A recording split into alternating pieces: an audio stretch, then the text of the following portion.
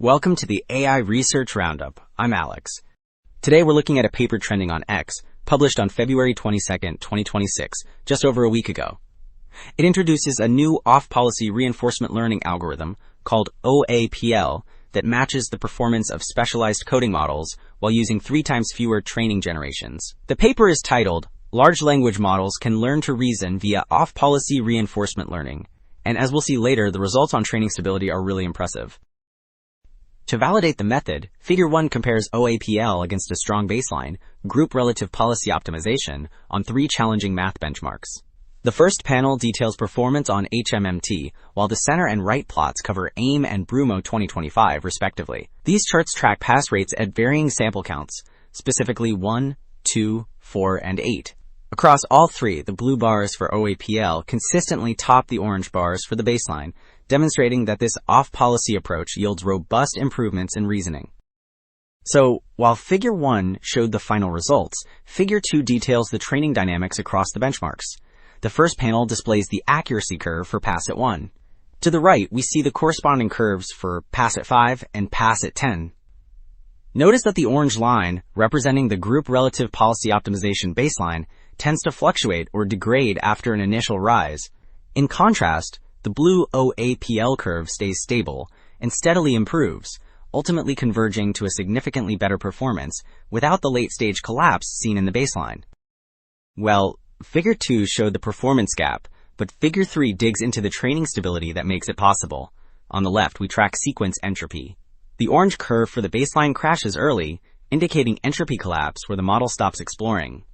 OAPL, shown in blue, avoids this entirely. Then, the right panel demonstrates robustness to policy lag. Even with a large synchronization interval of 100 steps, the accuracy curves for pass at 1, 5, and 10 simply keep rising, proving the method handles asynchronous updates without instability. Okay, since the previous figure proved that OAPL maintains entropy, Figure 4 asks if this translates to better scaling during inference. We track pass at K as the number of samples increases to 256. In the first panel, averaging across benchmarks, the blue OAPL curve consistently leads the orange group relative policy optimization baseline. This gap is widest in the top right panel for HMMT November.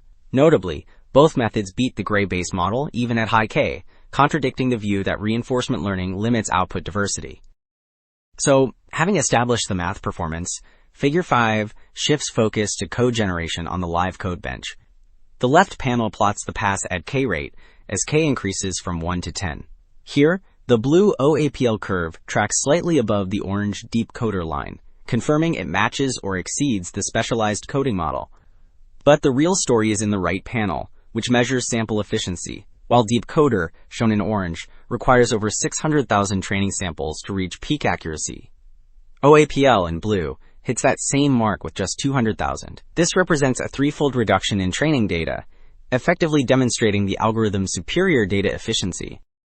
Now, to clarify the setup for the math benchmarks we discussed earlier, Table 1 lists the optimizer hyperparameters. Both the proposed method and the baseline use AtomW with a conservative learning rate of 1 times 10 to the minus 6. You can also see standard settings for Beta 1 and Beta 2, fixed at 0.9 and 0.95. Because these parameters are identical for both algorithms, this confirms that the performance gaps in the math tasks are driven by the off-policy logic rather than differences in optimizer tuning.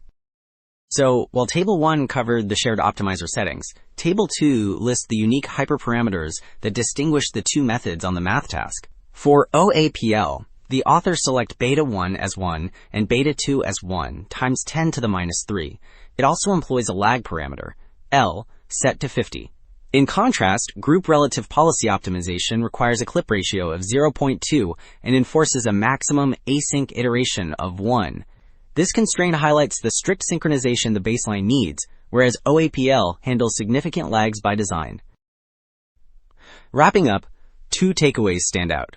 First, OAPL demonstrates that strict on-policy learning isn't necessary for reasoning, offering a robust alternative that handles massive lags in distributed training. Second, it matches specialized coding models with 3 times less data, proving off-policy methods can be highly efficient. That's it for this episode of the AI Research Roundup. I'm Alex. Thanks for listening.